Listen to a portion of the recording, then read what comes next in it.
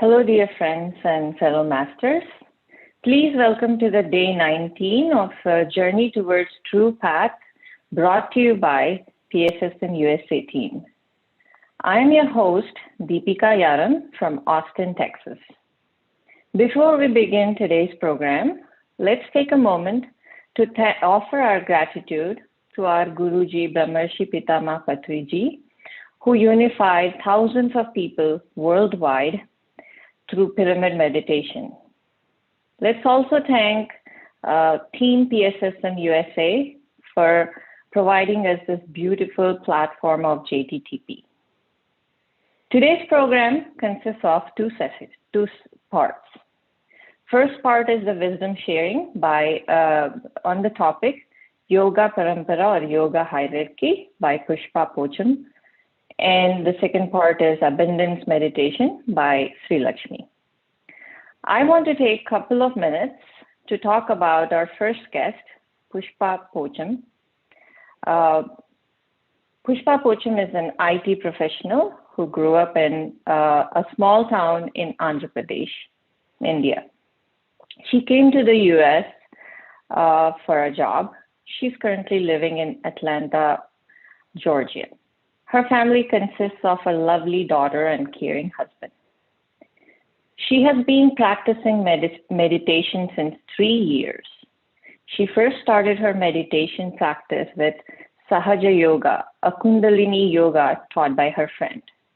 She always had a seeking for meditation, curiosity towards truth, raised questions regarding situations of life, but they were not answered when she followed regular ritual practices until the year 2019.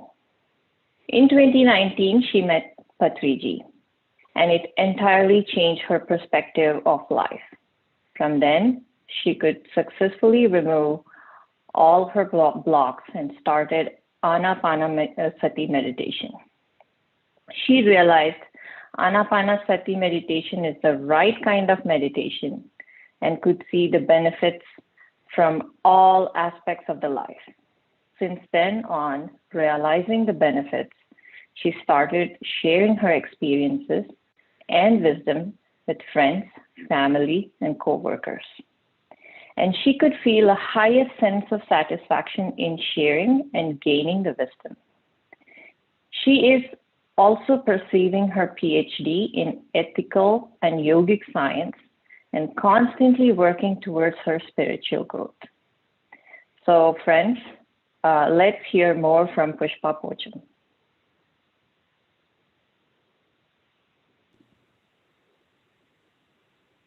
Hello, good evening, everyone.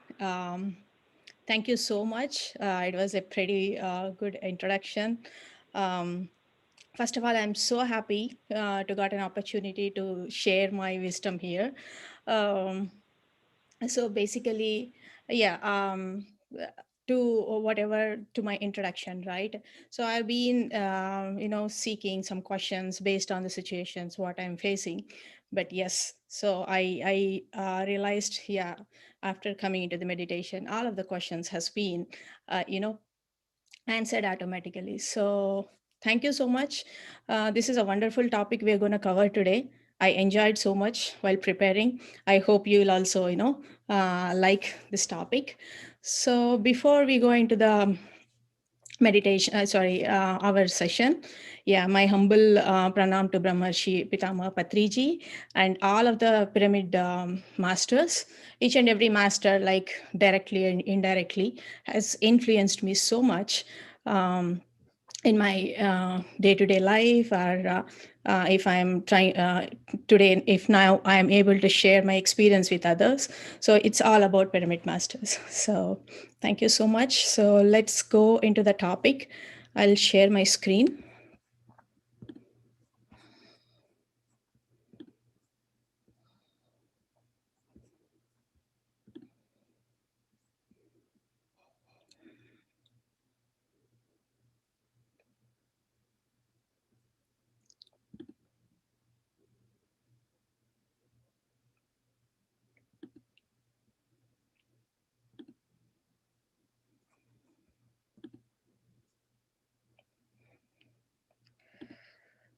Give me a second. I have to do some settings. Sorry.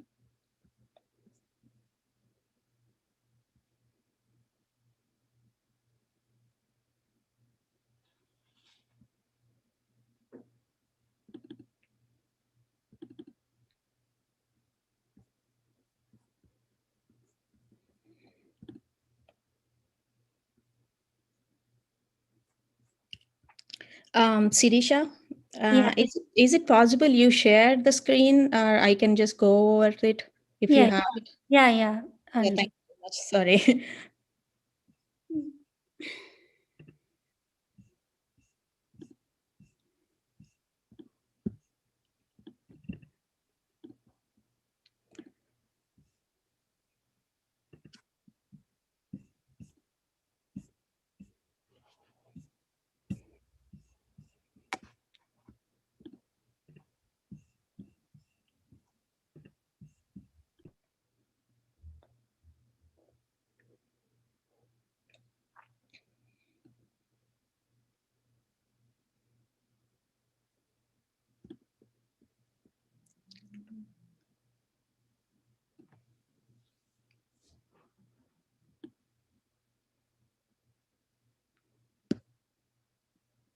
Sorry guys for this inconvenience.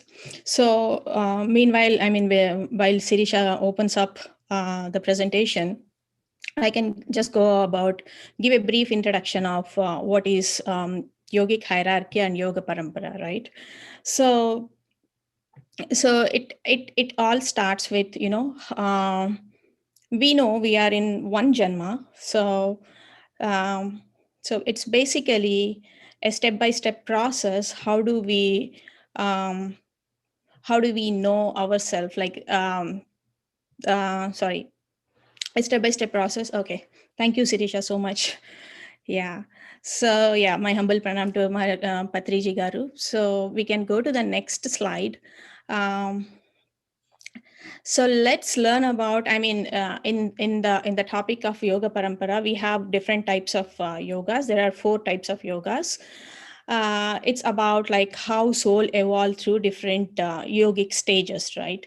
So when you take an example of one life cycle of probably a butterfly, right? So we see a butterfly life cycle. So how it starts from one stage to the other stage, caterpillar to the final. So in the same way, a soul also, from the start and then to the end, how it's going to evolve through different stages. So that's called different yogas. So there are 4 yogas that we will see in the next slides. So uh, we are all talking about the soul, right? So we are all souls. We all believe we are all souls. So from where and how soul enters? So the soul can come from different sources. So one source can come from an animal kingdom. So it's a group, it's a collective consciousness. So we all know the Darwin's evolution, right? So it's one step to another step. We all believe that, okay, we are all coming from the monkeys. So it can happen. It can happen from the soul takes a human birth from the animal kingdom. It's a collective consciousness, collective soul consciousness. And one way, and the other way is like probably it can be a small particle which comes from the Purnatma. So we are Jivatma. So on top of us, there are Purnatma, and on top of us, we have Paramatma. So a soul can also be a small particle coming to this Earth planet from the Purnatma. That could be the other source. And other source can be like, okay, we are in this particular planet. There could be other solar systems, or the soul can also come from the other dimensions, higher dimensions. So this is called Janma Parampara. So we are taking this is the origin of the soul. It is not about, okay, we are not talking about in between. The very first origin of the soul, how it is coming to this Earth planet, that's called Janma Parampara. And then how it is like one life to the other, that's called Janma Parampara, right? So when we go to the next slide, so we do have a lot of janmas, like we don't know how many janmas we have. So if you have heard from past life regressions, people talk about, if you have heard from any of the people, right? People talk about their previous janmas and all. So we don't know where we are in our evolution process, and we don't know how far we have to go, and we don't know how far we have come, right? So in Bhagavad Gita, Lord Krishna says, the humans usually enlighten at the final stages of their Janma Parampara.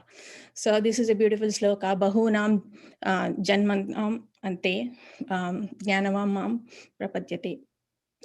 So basically, it is at the final stages where humans will tend to enlight. That means, so a human will go through all of the stages, probably like in the childhood, probably I have different set of desires. I have to do that we will see in our coming slide. So basically the enlightenment happens at the final stages. That's what Lord Krishna says. When we go to the next slide, then once the soul origins and soul comes into this Earth planet, we do have different the initial stages. So the initial stages, it's called like probably he is more into the body consciousness, or like he's struggling for the existence, physical existence, right? So that's called like a tamoguna. He is in the seeking of bogalalasata. Bogalalasata is like, okay, I'm a desire state, right? So I need this, I need that. And also he is in a regular day-to-day lifestyle. It is in this stage, probably they don't need a spiritual knowledge. It's all about like a kids, like you eat, sleep, and then you do the same type of a tasks or lifestyles. Probably it's not one life, it can go for Patriji says it can happen for 100 lifetimes. So that's a tamoguna. Basically, you are like a baby type. Tamo is actually represent an ignorance. Like we all heard that tamasoma jyotirgamaya, right? So it's about that. Once that stage is completed, then human slowly goes to the next level. The next level is like adhikara lalasata. Adhikara lalasata, like, so he'll become power hunger. Okay, I have seen in normal life. Now I wanted to seek, probably I wanted to rule this world, or probably I want to be a top of this world. I want more money, I want more power, fame. It can be anything. So in this type, it can happen that the human life can go in another hundreds of lifetimes. We don't know that just a number, but it can be that much. So once in these two stages, it can happen. It is not that the human or this person is completely in a happy state. There could be many pains that he's going. It's like he's seeing so many kastas and nastas, all those stuff and all. So he's struggling. So, and then there is a final, the next stage is Sattva-guna. Sattva-guna is about Satya Lalasata. So I am in the search of truth. I am in the search of, okay, I have seen so much in my previous lives, or that's what I mean. Probably he don't remember, but his soul understand that, okay, there is something more. I'm done with this type of a normal state of living, or I'm done with seeking power or trying to rule this world. So I wanted to understand more about this. I wanted to get rid of all of the pains what I'm going through right now. So he is in the mode of seeking a truth. So this is what is called yoga parampara. So once you come into the satyaguna, um, so basically the human will the step-by-step process, right? It is not that once you come into the sattva guna, you will attain the enlightenment. There are different steps, there are different phases, and there are different uh, ways that he can go into the enlightenment state. So to to take an example, like to climb a mountain, we have steps, right? It's nothing but, yes, those steps are called the yoga parampara. So there are 4 types that we will see. um, yeah, the step-by-step process of evolving from one yoga to other yoga is called yoga parampara. It's like a milestones or it's like, we all have that thing. So the first one is karma yoga, second one is bhakti yoga, gnana yoga, and raja yoga. So we will see the karma yoga. So what is karma? Karma is nothing but, you're doing a task, like, right, you're doing some work. So that work in karma yoga, there are 2 parts. So in the every part, so in first part we will see here, and then the second part, it actually comes at the end, at the final stages. That's interesting, actually. So the first part is about, there are 4 stages. The stage 1 talks about, so I'm living my own life. The human just live his own life. So he in this stage, um, what he'll be doing is like, okay, irrespective of, if you are helping others or not, hey man, remember, you're not, harming other person. You're not, first of all, then we will start realizing, okay, probably I should not abuse somebody, or I should not um, harm an animal. I should not harm any other person. So that's what the first stage. And then the second stage is about, okay, I am living my own life. So how about going ahead and extending a helping hand to others, right? That's when he starts thinking, okay, the community services. Probably he'll try to share whatever he has, either food donation, or like he will do the he'll start responding to what is happening outside of the world, right? So there are some natural calamities, or there are some countries are have some of the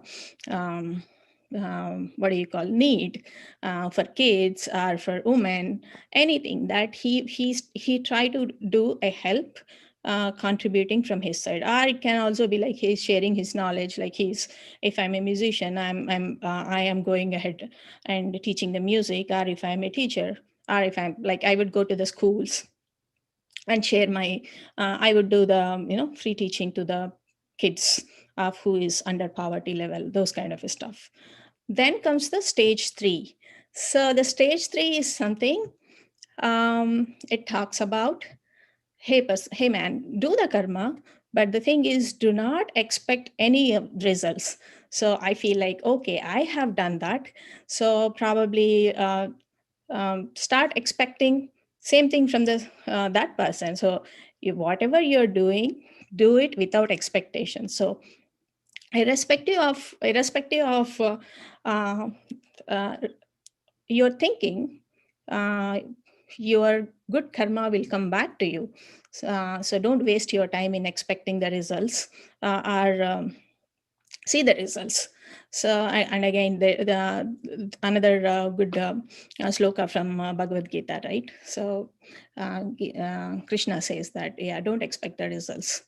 So, the stage 4 is about do karma with katrutya bhavana. That means do it as if you are not there. Just help others. You help others without being there. In the sense, like, okay, if I got money, I am helping others. I would think that, okay, I mean, it is not I am doing it. Um, I'm just the medium, right? So the God has given me, so that's why I'm giving. It is not that uh, I have not created anything as such. So I'm just sharing what I have. So that's what is about fourth stage. I know this is little complex. So that's why we will quickly repeat, right? In Karma Yoga, there are 4 stages. Stage 1 is I am living in own my physical existence. Like I'm not worried or bothered about anyone else. The second one is, yes, you're not harming others. Second one, you'll just come forward and extend your helping hand to the society or your neighbors or your people around you. The third one is you are doing karma, but with a sense of detachment.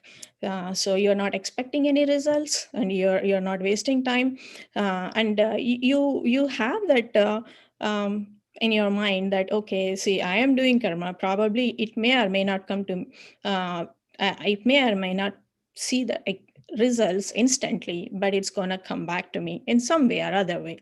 So you won't expect the results.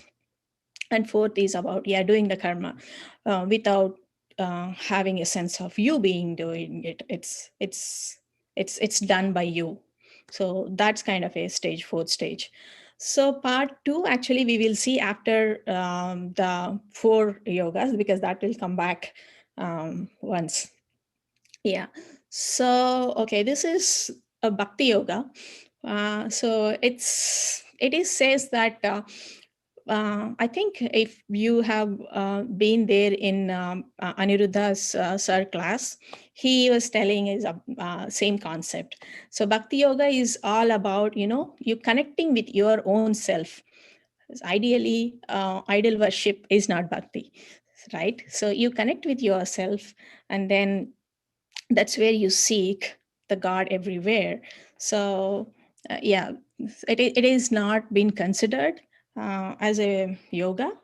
Yeah. So, and then the next one is Gnana Yoga. What is Gnana? Like, okay, I've been thinking. So once the karma, the doing part is done, the next you will come to the Gnana Yoga.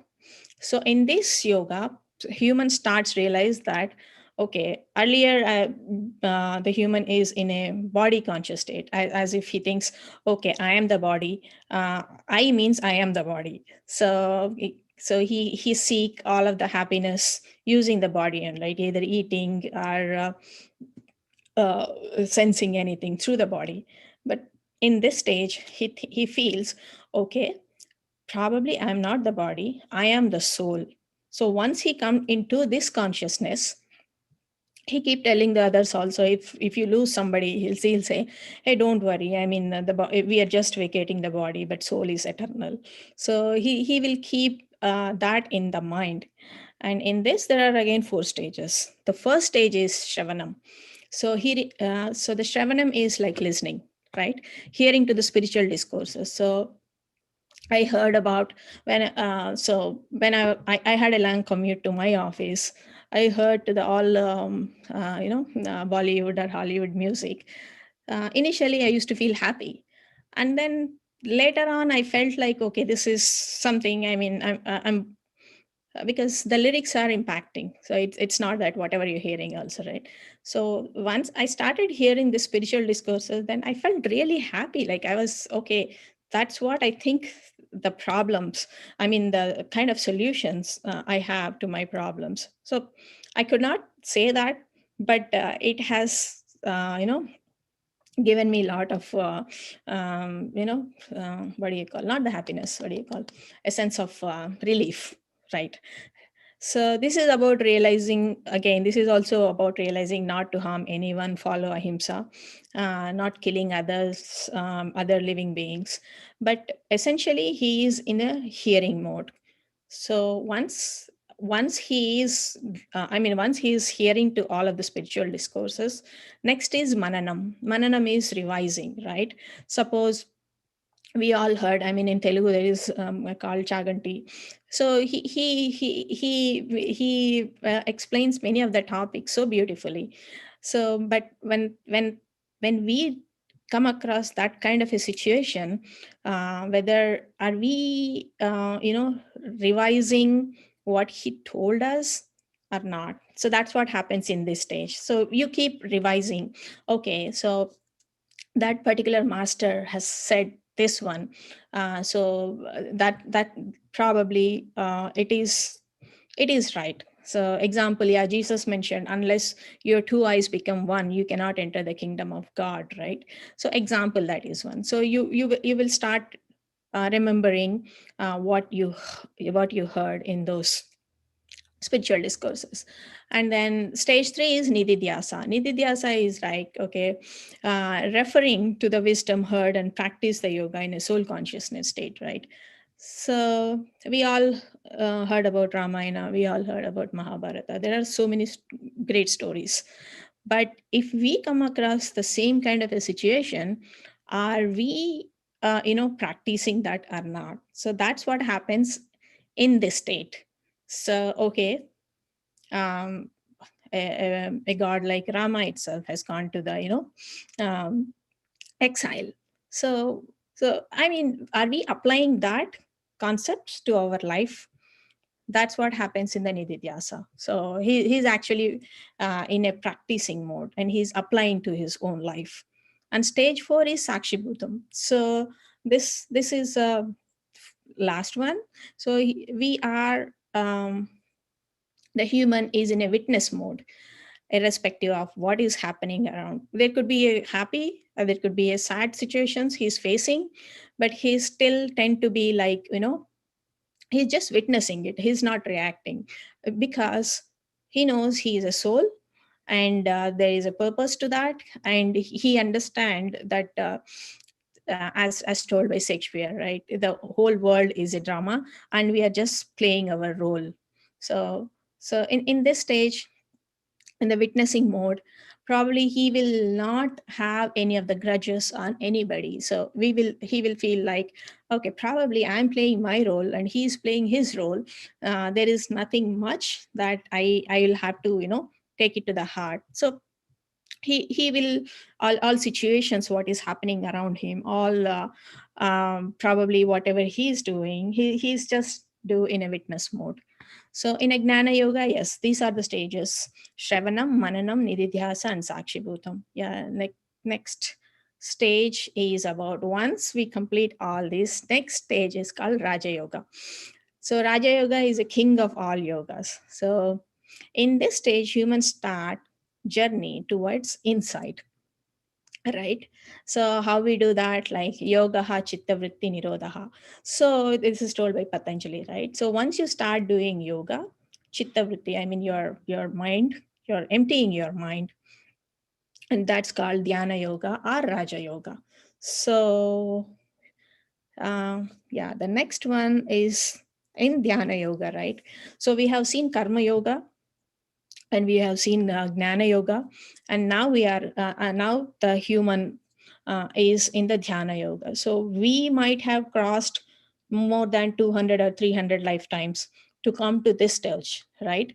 So when we come to the Dhyana Yoga, again in Dhyana Yoga there are 4 stages. I think this is pretty easy for you to to relate, because right now we are in this stage.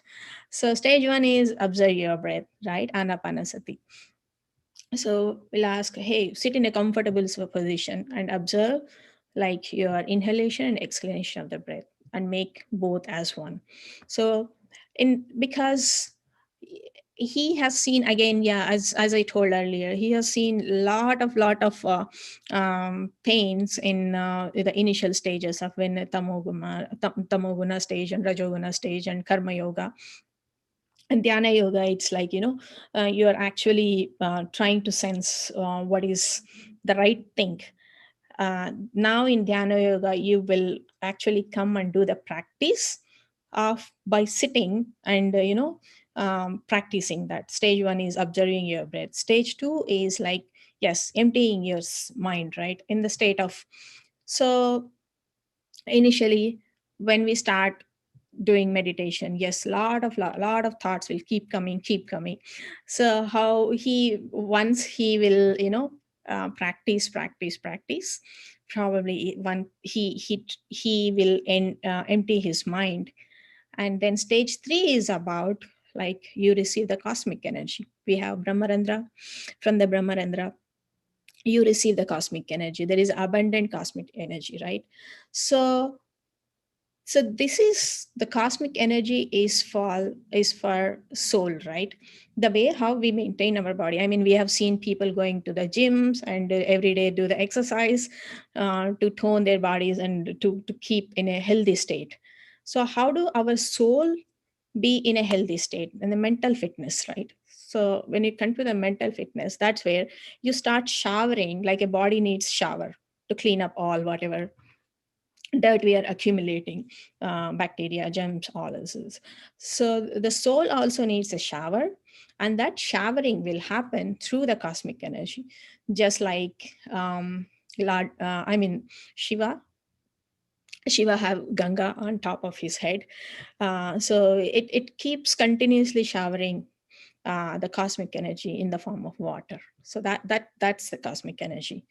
And then once that stage is completed, I think you might have heard about Agna Chakra class from other master.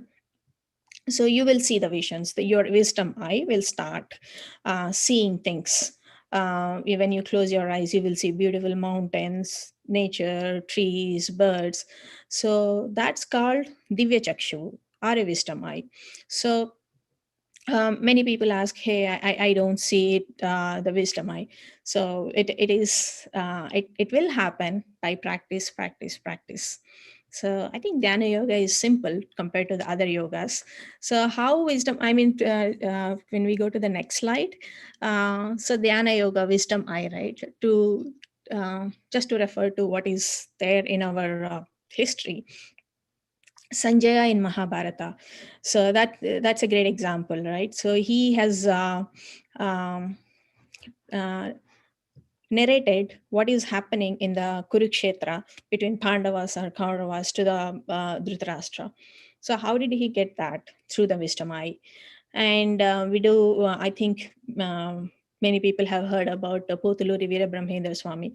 When Corona has happened, people were actually going back and referring, Veera Brahmendra Swami has told about this Koranki.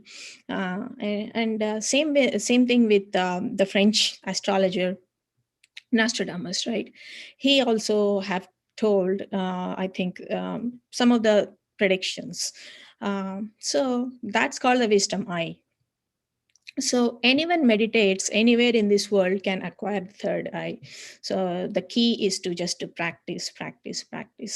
So hours and hours and hours of practice, and hours of, traveling towards inside. And then as Jesus said, right, like, unless your two eyes become one, you cannot enter into the kingdom of the God. That means you are actually uh, shutting down this physical things, whatever is from outside, your physical world, but you are actually traveling to the inside. So once this is done, then we will go to the Gnana Yoga part 2. So in the Gnana Yoga part 2, once the third eye wisdom matures, right, human enters into the pure soul conscious state. And again, in this state, so okay, now I am meditating. What next? So we have been hearing the experience of other masters. Some masters channel the other masters, like Lord Shiva or Jesus or Mahavatar Baba. So hearing from masters, meeting and hearing from masters like Jesus. So in this stage, the human tend to feel like, okay, I wanted to meet Jesus. I wanted to meet Lord Krishna in my meditative state. So he will, once he start hearing from the masters. The messages can come in any way. The messages can come in body sensors, or messages can come in when you actually shut down your mind, and you know that, okay, that's a master. And then stage 2 is mananam, revise the wisdom, right? So once you open your eyes, okay, then you feel like, okay, that master has come and he asked me to do this. So there are many enlightened masters, if you read the books also, so they got channeled from the great masters. So that's where you remember what you heard in your meditative state. And third one is nididhyasa. So practice, yeah, follow and apply. You are in abhyasa mode. You are following the messages from the masters, and you will be actually doing as per what is being told to you by masters. And I mean, that is like what is good for this. I mean, everything, there is a cause, right? So there, so some of the good causes, like you will follow and you will start doing that. So Mother Teresa example, there are great masters.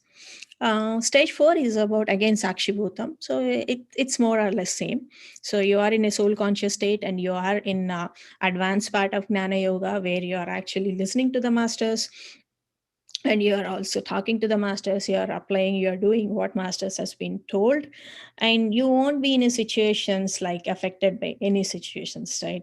So you tend to be happy in all the states.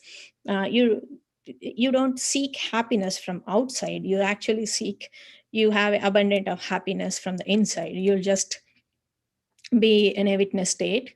And Yeah, so that's about the Sakshi Bhutam in Jnana Yoga. So once you finish this, the next slide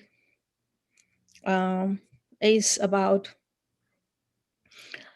Karma Yoga. So we talked about Karma Yoga initially, right? We talked about what are the first 4 stages in the Karma Yoga, where uh, so karma. So now you have finished a cycle of Karma Yoga, Jnana Yoga, and Dhyana Yoga, and that is Raja Yoga.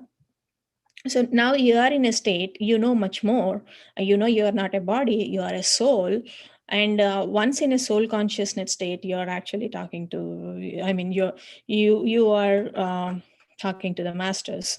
So in this Karma Yoga part 2, that's where this is outsider sees this as like, with a human eye, just like probably people say, what is this guy doing closing eyes hours and hours?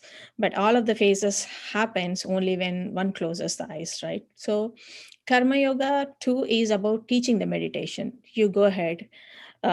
It's called Bodhisattva. So you're enlightened, but basically you have to share the wisdom with others. You teach the wisdom, and you bring the people who are in suffering, right? So people are the other humans, they are in a suffering mode.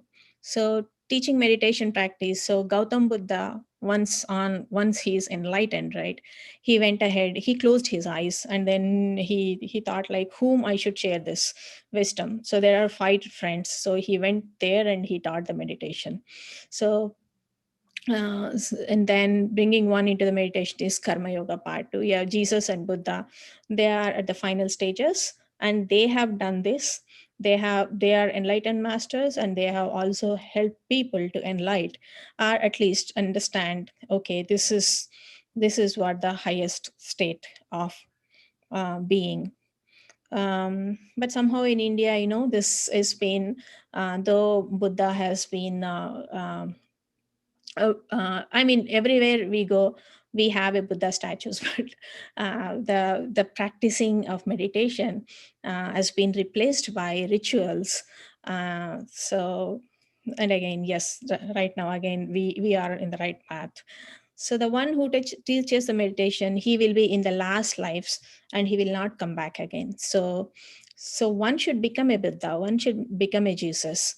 So teaching others, and then that's how you liberate from the cycle of birth and death. Otherwise it's like a continuous cycle. You come back, you have all the sorrows and pains, and again you realize, you forget, and again you get you bring the karma, right? So that's what is about the karma yoga, last part of the karma yoga. And then I think next slide, we are ending. The next slide is about, yeah, many enlightened masters are the examples of yoga parampara. For example, like Valmiki, he is a hunter, right? And then he enlightens with a small incident and read Ramayana. So you may have a questions like, for this, should we take 100 to 300 lifetimes? It can happen that we can enlighten one lifetime based on um, what that soul wanted. So we have a free will and we have a karma. So with the free will, if we can choose a right path, so we can have all of the yogas in one lifetime also, and based on the spiritual knowledge also. So this can happen only through one's own practice.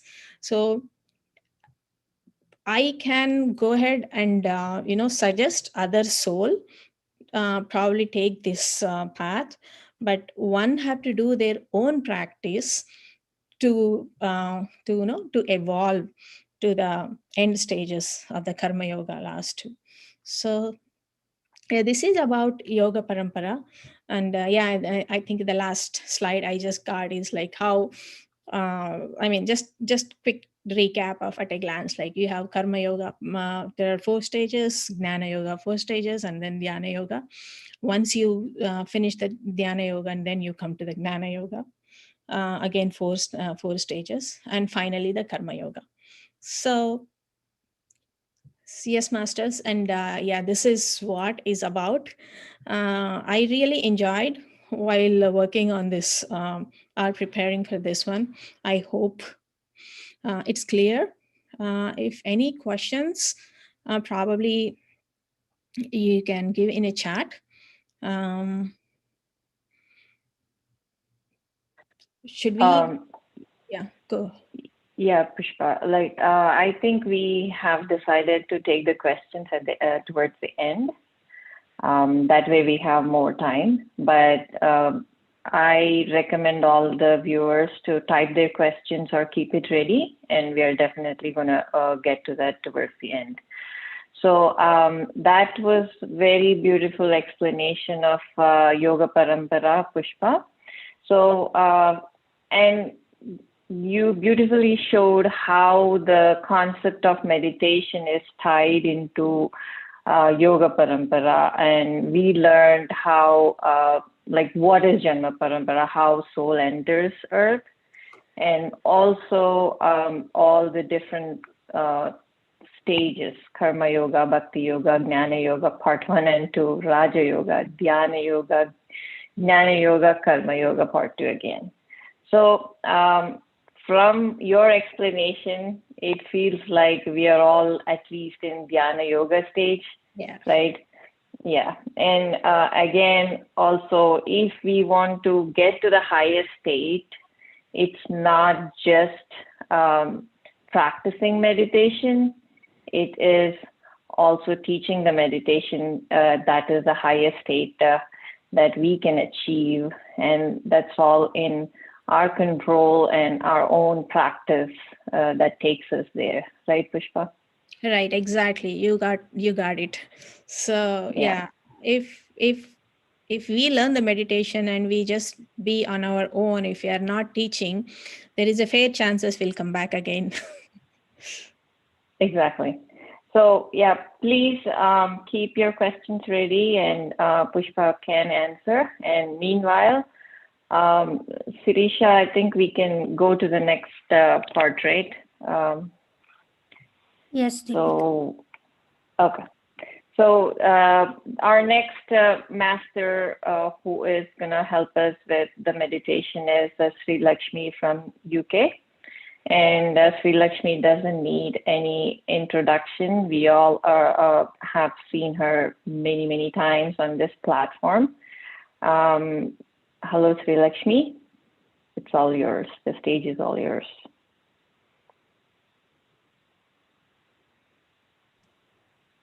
Yes. Hello, Deepika. Thank you so much. Yes, Sreelakshmi, we can hear you, and I know it's very late in the UK. We totally appreciate you taking time and meeting us. Thank you so much. Yes, Deepika, thank you so much. And thank you, Sirisha.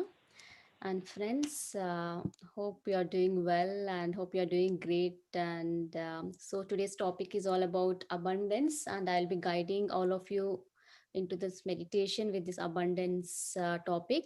So, friends, abundance is our true nature, it is our birthright. Abundance includes love, peace of mind, health, wealth, quality relationships, joy, gratitude, and many more. So, true abundance is not only money, my dear friends, it is a whole feeling of that completeness. So, feeling that freedom is abundance, health is having that wonderful health is abundance, love is abundance.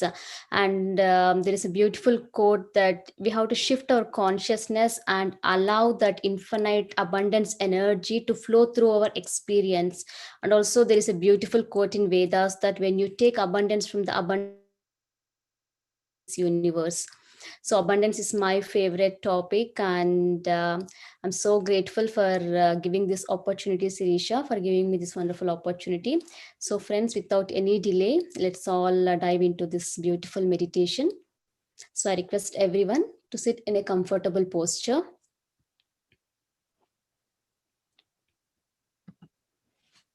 relax your body.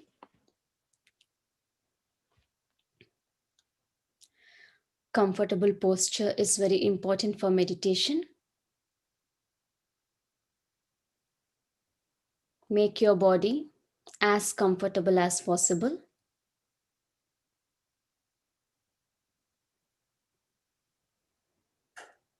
Relax your head, relax your shoulders, relax your muscles.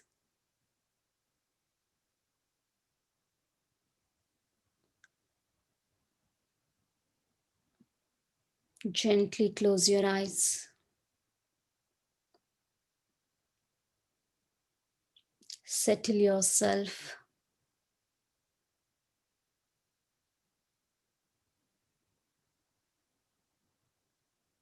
Now,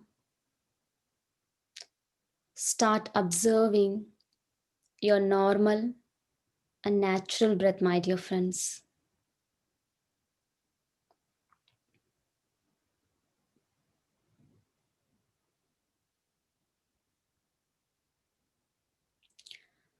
Allow this relaxation energies to enter into your body, completely soothing you and relaxing you.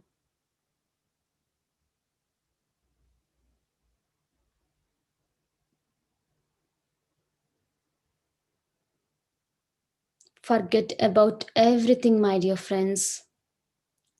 This is the time for yourself. Just you and your breath.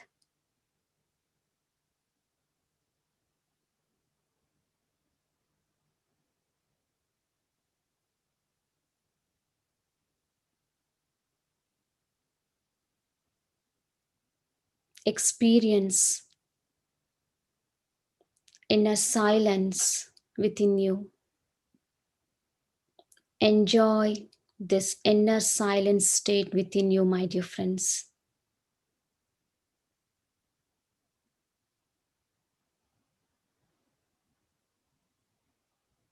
We all are abundant beings.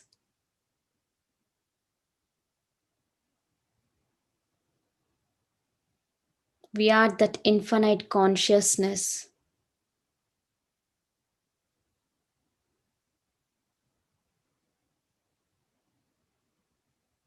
In every given moment, in every given situation, we are creating our life through our thoughts, through our actions, through our beliefs, and through our words, my dear friends.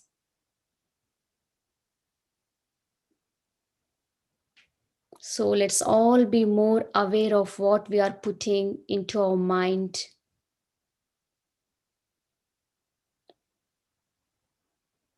Be in this present moment. Be mindful of your thoughts.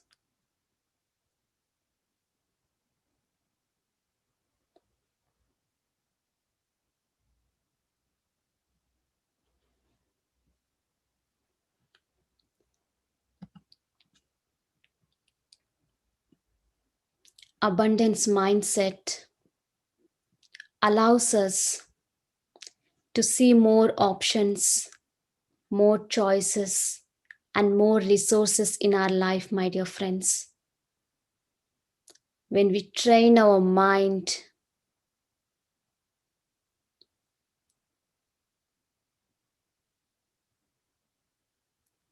we don't focus on problems, my dear friends. So let's all train our mind to see best in every given situation. Always have a strong belief that abundance is my birthright.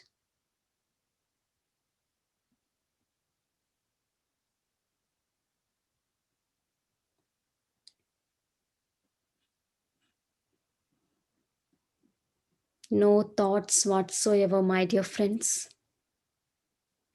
Just you and your breath.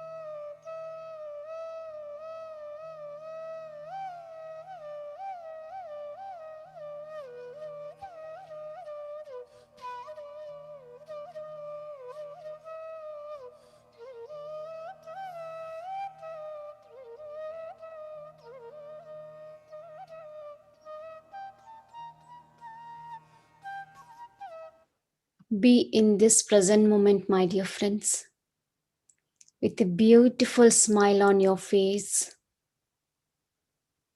Start observing and keep observing your breath.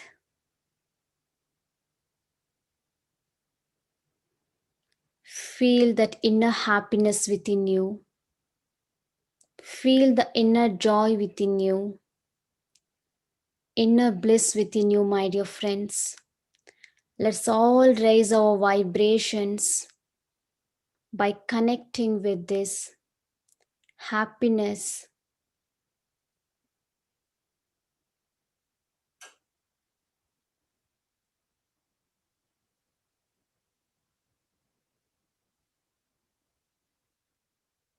Be happy. Feel that inner joy within you and raise your vibrations, my dear friends. Raising our vibrations is very important in the manifestation process.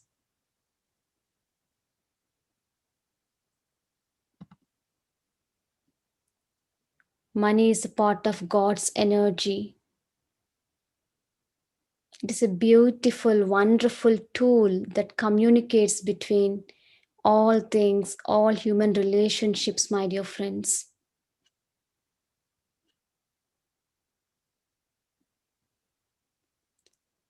When we give positive energy to our thoughts, they vibrate with this positive energy.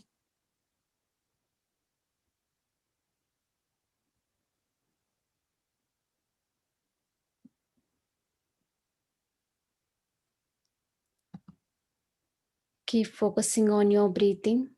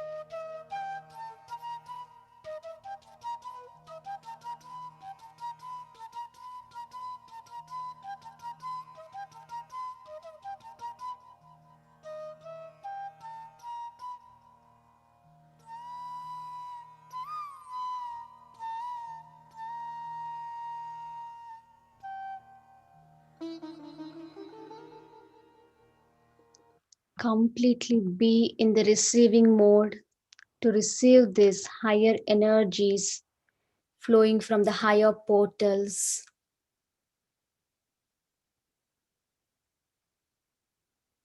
Let's all invoke the energies of abundance portals. Let's invoke the energies of abundance angels, abundance lokas, Goddess Lakshmi, Kubera Master, Ganesha Master, Patriji.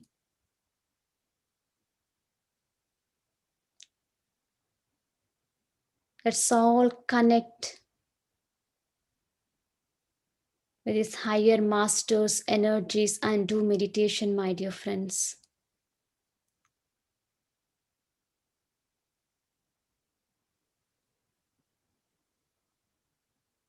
No logic, no thoughts, complete surrenderance to your breath, complete surrenderance to this life force energy, which is the bridge between your inner world and the outer world.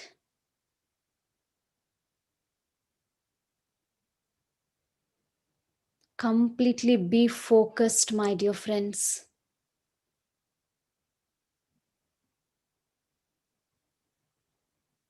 The more you focus on your breath,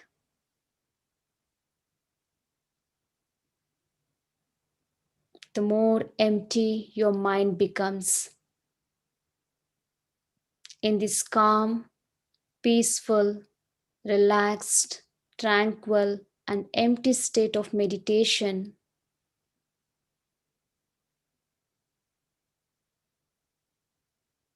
we are happily allowing and receiving these abundance frequencies, abundance energies from the universe to enter into your inner dimension,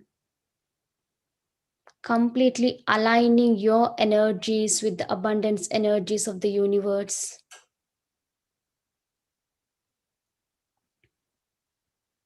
Do with complete faith,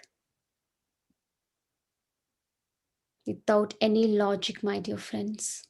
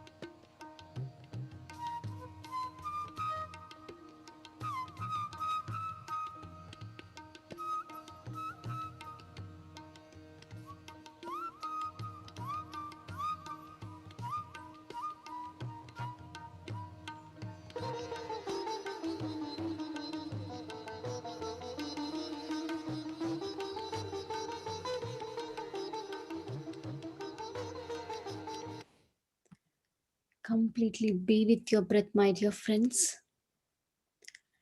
Let go of any thoughts and feeling that are arising from your scarcity mindset. Let go of all the thoughts of fears, doubts, logic.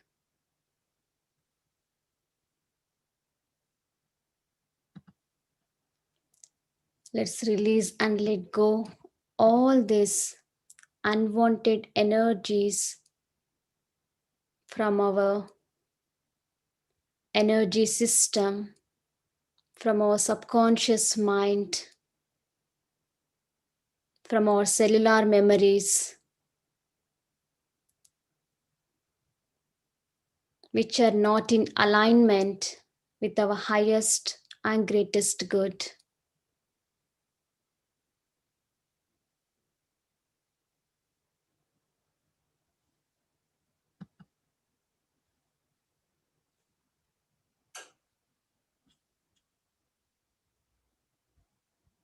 Keep observing your breath, my dear friends.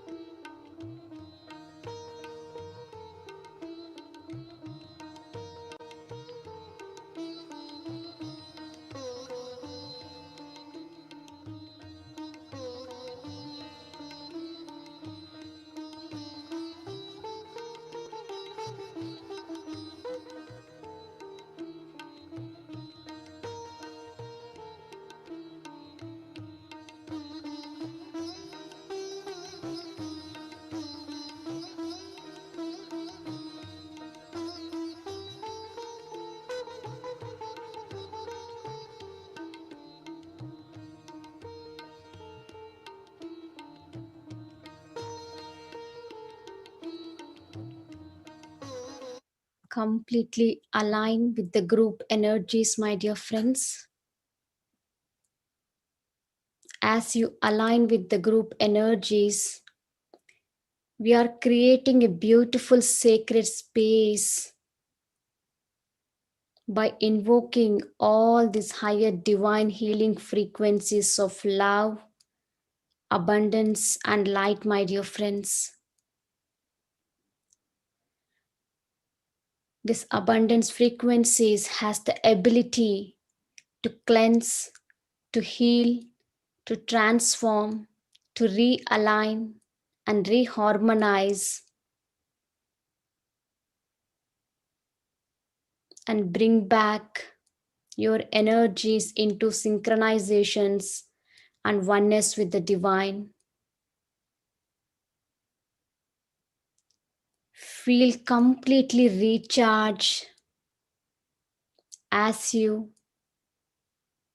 receive these healing frequencies from the divine, my dear friends. Nowhere to go, nothing to do. Just allow yourself to receive this divine transmission of light, healing, and frequencies from the universe.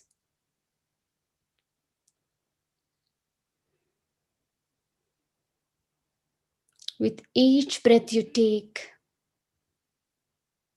go into the deeper and deeper states of meditation, my dear friends. Completely go into that thoughtless state,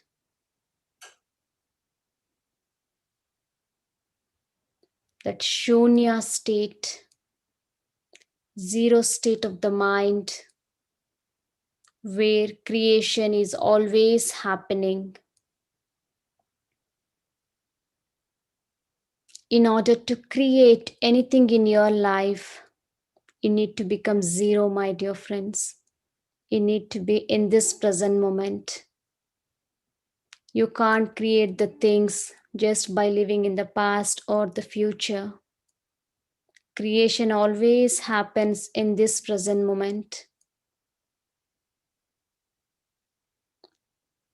So, as you breathe, dwell into the deeper and deeper states of meditation.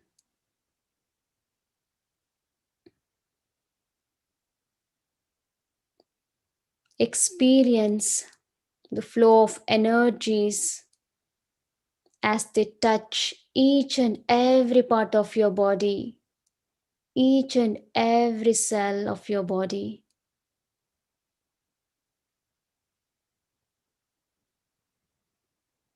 Feel their healing touch as they fill each and every cell in your body and release any unwanted frequencies, stagnant energies from your energy system which are obstructing your manifestation process. Just release them.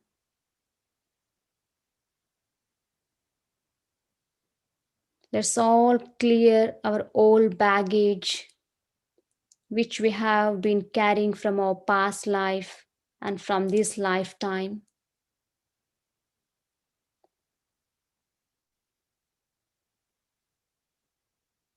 As I said, do with complete faith, my dear friends.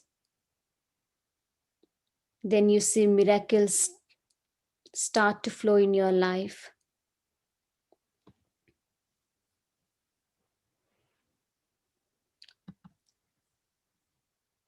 Don't give any energy to your thoughts, just you and your breath.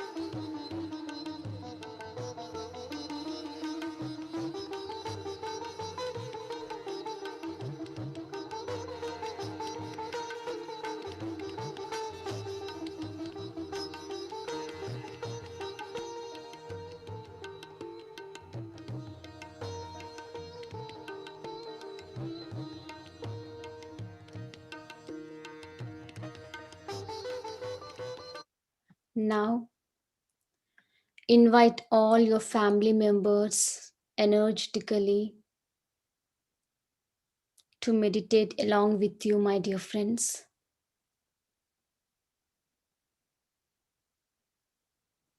Invite all the people in your life, those who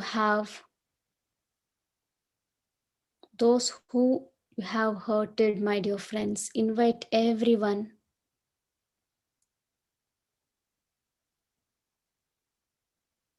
Ask them to forgive you for hurting them consciously or unconsciously with your words, with your actions, with your deeds.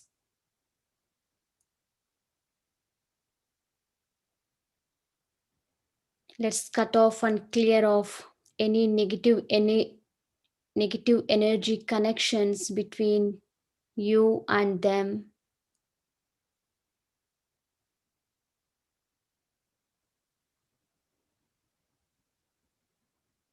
Let's invite money energy, my dear friends.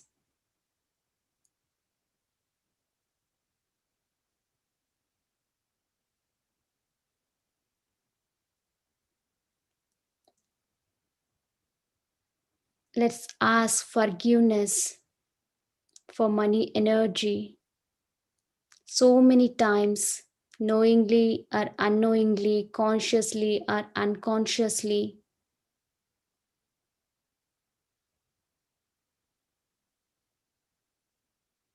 we have criticized or made comments on the rich people. We have so many unwanted belief systems about money that have been given to us by the society, by our parents, that we have instilled in our subconscious mind. Let's clear off all these mental patterns.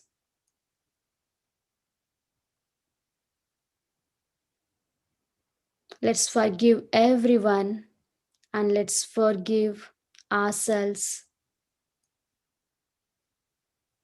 In this group consciousness, whatever we do, it will be 3 times more powerful, my dear friends.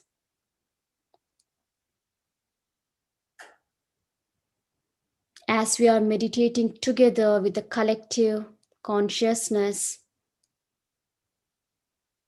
healing will be 3 times more powerful.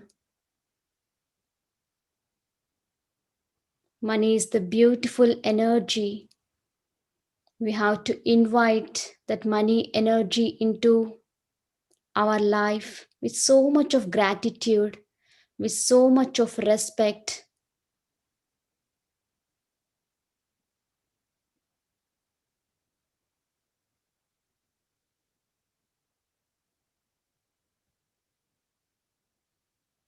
Now, let's all reprogram our subconscious minds with these powerful affirmations, my dear friends.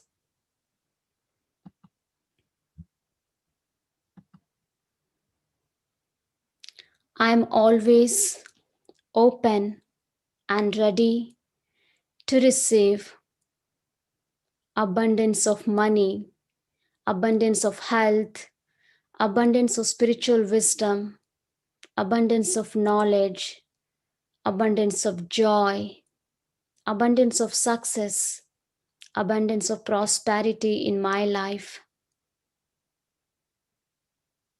I'm so happy and grateful for all the continuous blessings that universe is continuously offering in my life.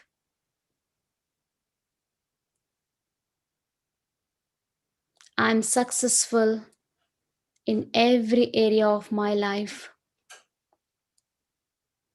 Everything comes to me very easy. Everything I need is provided by the universe. I have unlimited abundance in my life. Money keeps flowing into my life from all the different sources.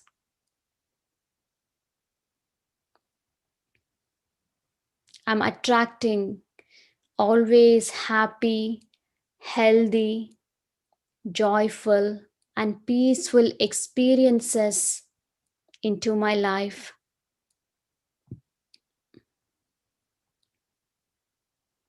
I have completely shifted my consciousness to allow this abundance into my life to flow through my experience. I'm experiencing abundance in each and every area of my life.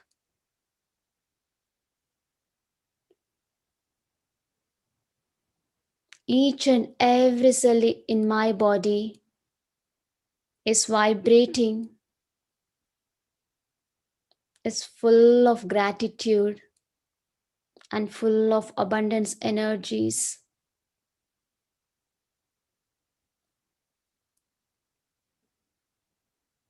I trust in the universe.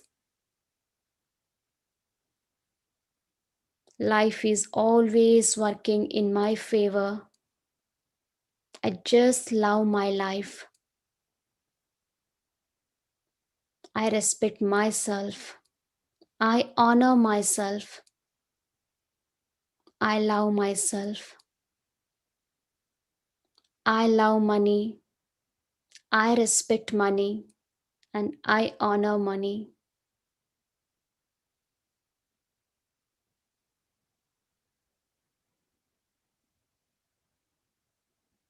Let all these affirmations sink deeply into deeper parts of your subconscious mind, my dear friends.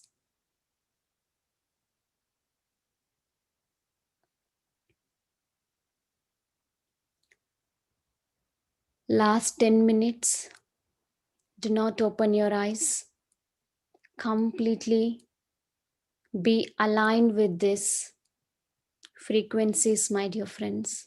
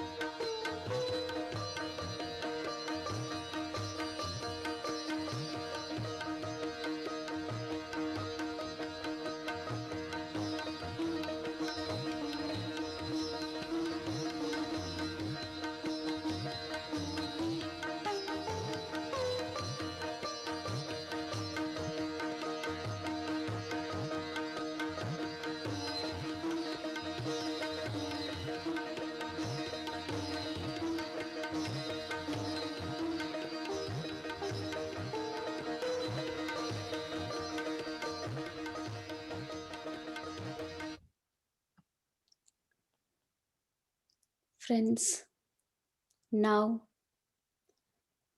let's radiate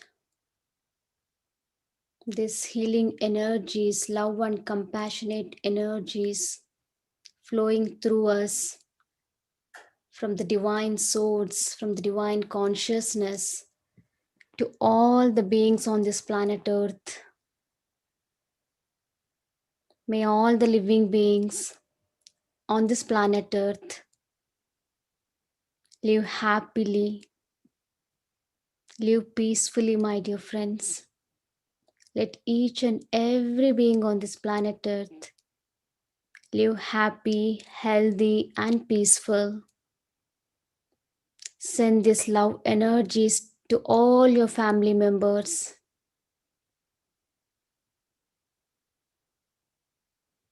Fill your house with this love and light energies.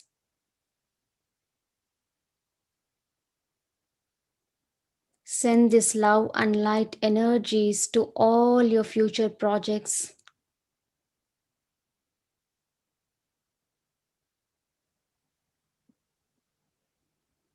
To all your goals, wishes.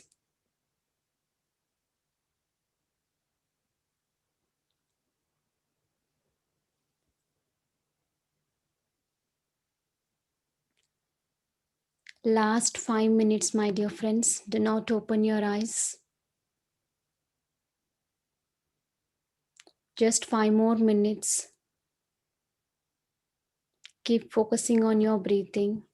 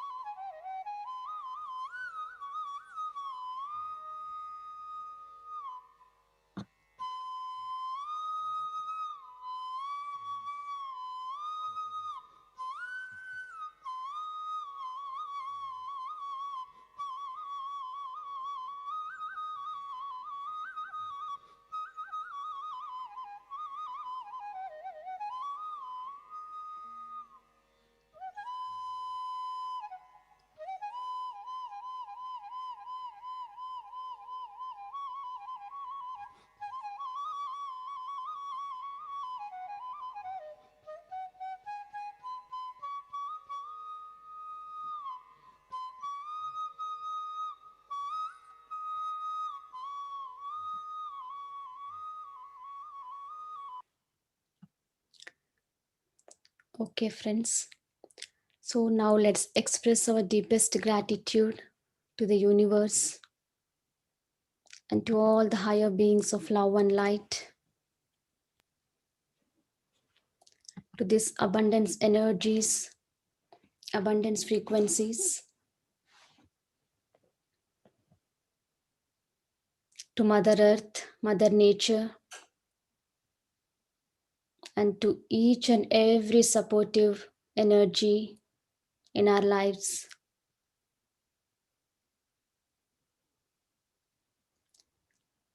Now, gently place both your hands on your eyes for 5 seconds, and you can slowly open your eyes, my dear friends.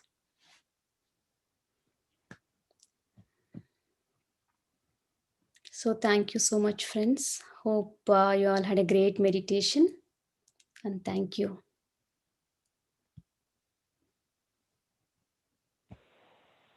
That was indeed a very deep and wonderful meditation, Sreelakshmi.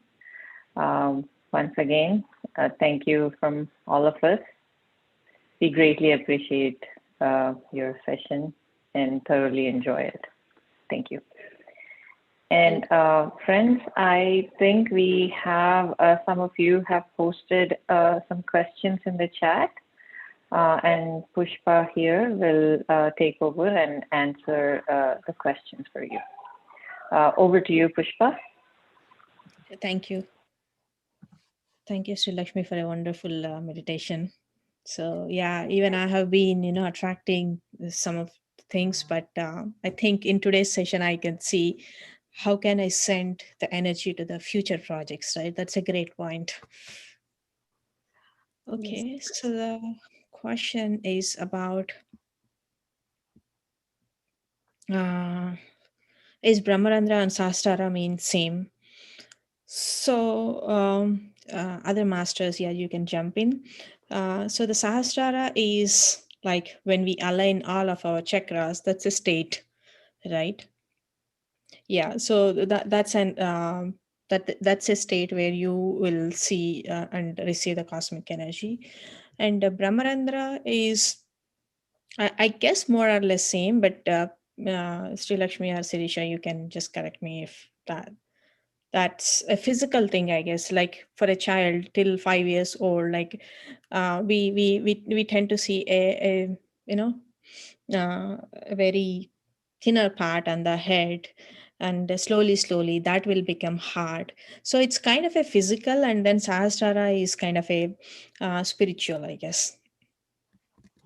So Vanaja, did that answer your question?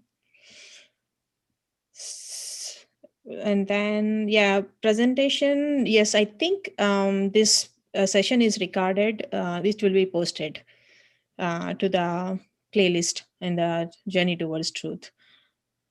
And the second question is, what is wrong about taking many births? People like this life and relations so much that they do not want to give up. Okay, so are we happy in our the lives, right, when we are in a tamoguna or rajoguna, right? So probably we that's where the people thinks that's what the ultimate happiness. But in that state also we suffer with losing our loved ones, right? So that's an attachment. So once you liberate from all of that, that's where you see the real happiness and connecting with ourselves. So what's wrong about taking many lives? Yes, if the soul wishes, if he likes, he can come back. But ultimately, the evolution happens in the way what we have learned. Okay, so actually, I want to interrupt for one quick moment, Pushpa. So that was like, Sreelakshmi's meditation was really awesome. I'm sure a lot of people would like to share experiences. If you wish to share your experience, please raise your hand and we will get to you after we answer the Q&A. But please stay tuned. We would love to hear from you. Okay, Pushpa, you can take it over. No, are we waiting to masters to speak on their experience? We'll give 2 minutes of time. Okay, sure.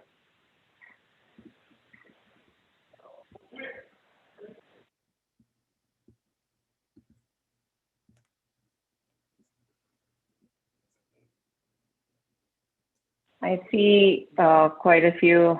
Thank you very much, Masters, for insights, information on different stages of life. Wonderful abundance meditation. Amazing session, Bobby.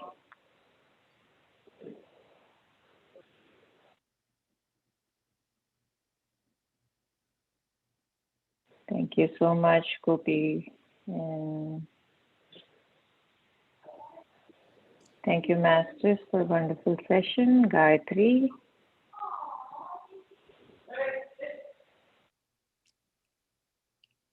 Wonderful meditation session, Swapna, and great presentation.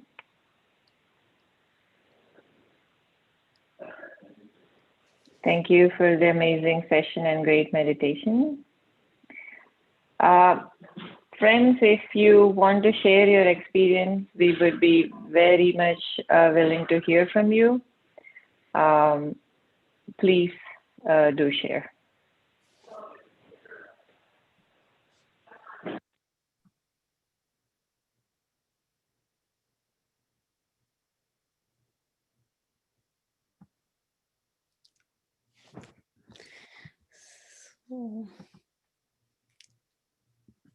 Okay, looks like we have a couple of people who raised a hand, Vanaja and Shrikant.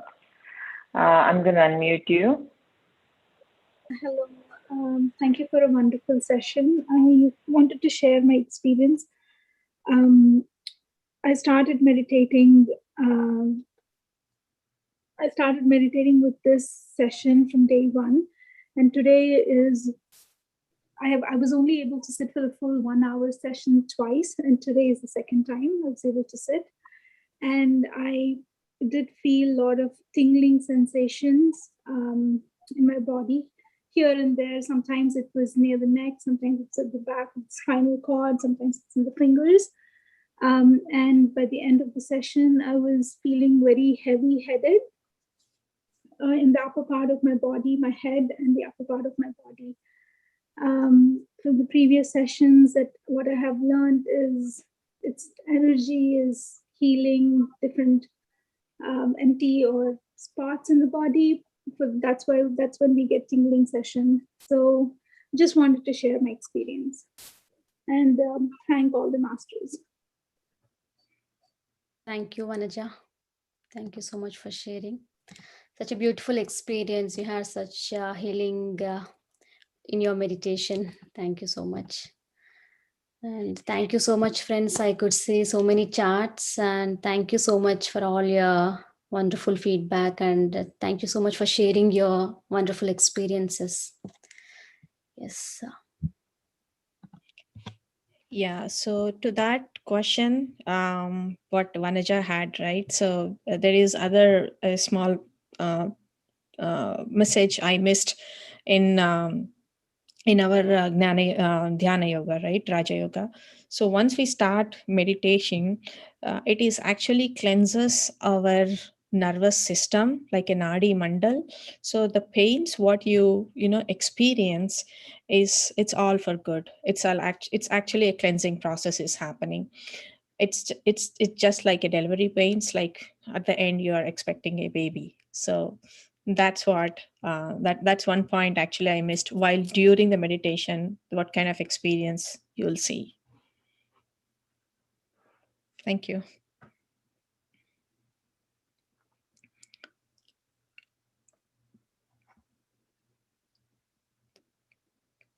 So there is other question. Deepika, you wanna go ahead and read that one? Like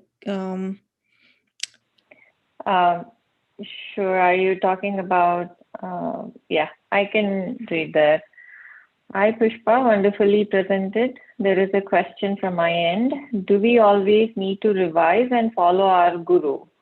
I feel there is always a scope of betterment and one can bring in new ideas,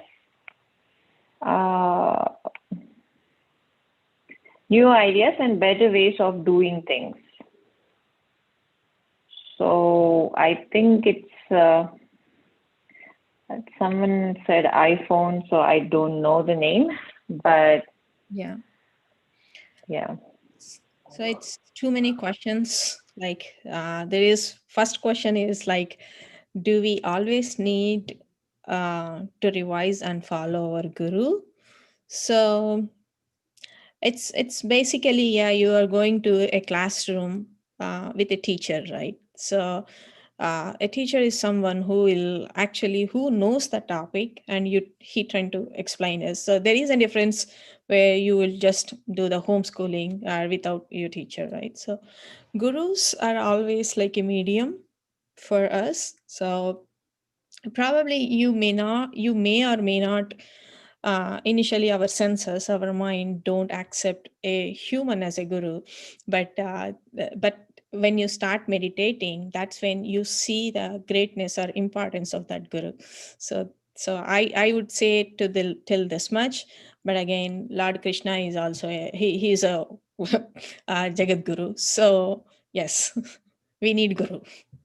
So that it's your journey will be faster.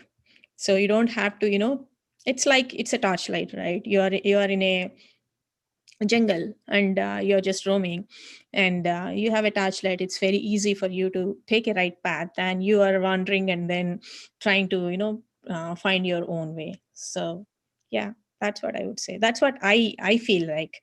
Earlier I have meditated alone without any group. Like it took a lot of time for me, or I was not regular, and a lot of concepts which is shared in PSSM, it has helped me, and each and every stage, in the sense, like during my workplace, how do I maintain my conflict management, or how do I build the relationship with my family members, right? So all these concepts are presented to us by guru, and then he made the masters, and the masters are making other masters. So I feel having in that route helps you to go in a faster way. okay, I think we have Geeta Balasubramanian who raised the hand. Geeta, would you like to unmute yourself and talk? Yes. With regard to the previous question, which Pushpa just answered, I am a seeker, so I have gone behind many gurus. Like this is the first time where I feel that the guru doesn't sit higher up, and the students are seated down. There is like a level above. He is teaching everyone, and he calls everyone masters. That's amazing to me. That is the ultimate thing, I think. So everyone is equal. So that itself is different, and that is why we need gurus. And when you have somebody, too many gurus, we go here, they're scattered, and you are much younger than I am, Pushpa. So I kind of feel that you are much ahead in the journey, right? Now I feel like, oh my God, I didn't know this beforehand. So my life would have been even much more of service. The service mentality has always been there, but it's kind of coming into focus right now. At this stage in my life, it would have started a little earlier had I known this particular group, So I have not even started saying this guru's name very as if I'm still learning, and I like everything about it. So I just wanted to share that. Sure. Yes. So everything you shared is perfectly right. That's how even I felt when I started my meditation. Why didn't I know this when I was a teenager, right? There was a lot of relationship problems, other kind of a problems where you couldn't say no at one point because you don't know what you're doing. It's right or wrong. Now you close your eyes and then you start meditating and say, okay, am I right or wrong? Then you get the answer. So yes, and then for the guru also, I totally agree with you. Like if you are in a corporate world, right? People say difference between a boss and the leader. The leader will take you along with you. Exactly with our guru also. Like he'll also say it's, yeah, I'm just like you. I'm a fellow traveler. So I'm traveling with you. So yeah, pretty true. Thanks for sharing. And then yeah, it's all about, I just started a year ago when the corona has started. I think that's the best gift I have given to myself. And then having a group is always motivates. Having the PSSM is doing wonderful job. If I miss also, like I try to make sure that I'll at least listen to the recordings as such. So we are all equal here. Yeah, that's great. Thank you so much. So I think we don't have any more questions. The rest is more intense. Okay, it's Kavita J. She said intense energy near jaw area and left face till head. Is cleansing happening?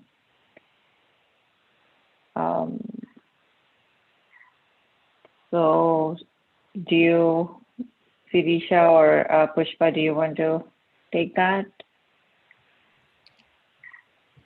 Intense Or answer, respond yeah. to that. Intense energy near jaw area and left face till head. Is it cleansing? Yeah, so sometimes when we receive a lot of energies where like you are not able, take an example of, there is a plant which is just sprouted and then there's a lot of rain falling, right? It will cannot sustain, but that doesn't mean it's dying as such. It happens sometime. Yeah, every pain in the meditation is a process of cleansing and is something it is clearing off. Yes. So yeah, basically first it will start the physical. When you start meditating, few people, in my experience, people who have migraines, they said, my migraine has been, gone little less, or it's a manageable. So first you start healing at a physical level, and then mental, and then emotional. Yes. So you're in the right path. Okay, Kavita said thank you. So that's great, Kavita. And I think the last one is thank you so much, Sri, for introducing me to meditation. Lots of love and gratitude. That's from iPhone. I'm not sure of the name, but we definitely appreciate your feedback.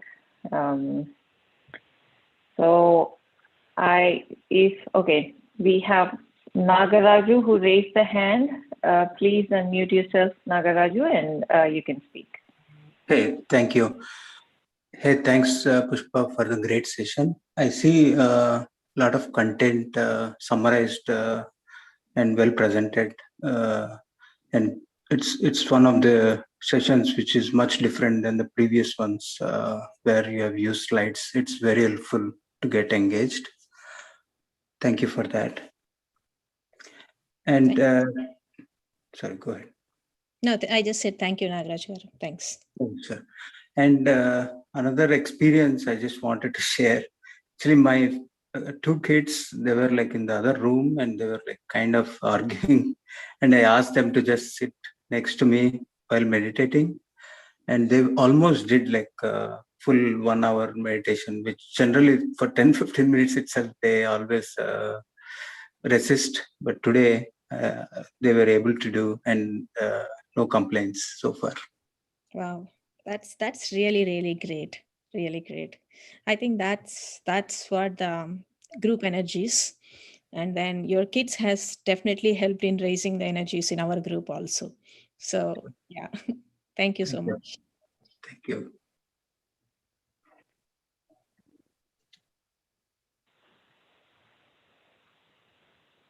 Okay, I think we are ready to conclude now. I don't see any more comments or so. Friends, if you were part of this session today, I highly encourage you to all subscribe and like PMCUSA channel and show your support. Also, a quick announcement about tomorrow's session. It is provided by Chandra Pulamariseti, and the topic is 7 bodies. And once again, thank you for your overwhelming support and feedback. We all appreciate it, and see you tomorrow.